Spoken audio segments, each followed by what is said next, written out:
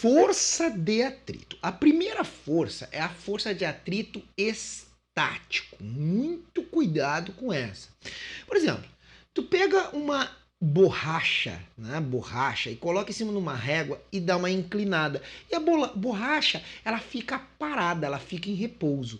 Se ela fica em repouso, então a força resultante sobre ela é zero. Isso significa que tem uma força rampa abaixo, que é uma componente do peso, tá? Na verdade, rampa abaixo é mg seno do ângulo θ. Quanto mais eu inclino, maior é essa componente da força. E se o corpo está em repouso, a força resultante é zero. Significa o quê? Que a força rampa abaixo é anulada com a força rampa acima. Rampa abaixo, uma componente do peso, mg seno θ. Rampa acima, força de atrito estático. Por quê? Porque não há deslizamento da borracha, do corpo, em relação à superfície. Então, quando é que ela se chama estático? Quando não há deslizamento entre as duas superfícies, tá?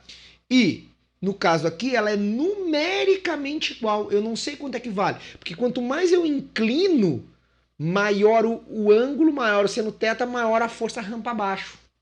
E se maior a força rampa abaixo, o que vai acontecer se maior a força rampa abaixo? Maior a força de atrito. Nesse caso aqui, então, quanto vale a força de atrito? Vale aquela força mg seno θ. Não sei, tem que ver aí quanto é o ângulo, tem que ver quanto é que é a massa do corpo para saber quanto é que é a força de atrito. Estão se anulando. E por que elas se anulam? Para a resultante dar zero. E por que a resultante é zero? Porque o corpo está em repouso em relação à superfície, tá? Repouso. Aqui a mesma coisa, ó. Tenho duas superfícies ásperas. Eu empurro e o bloco fica em repouso. Empurrei com, sei lá, 30 newtons. Ele não se mexeu, então a força de atrito vale 30 newtons. Se eu fiz 30, vale 30. Se eu fizesse 40 e o corpo não se mexesse, 40.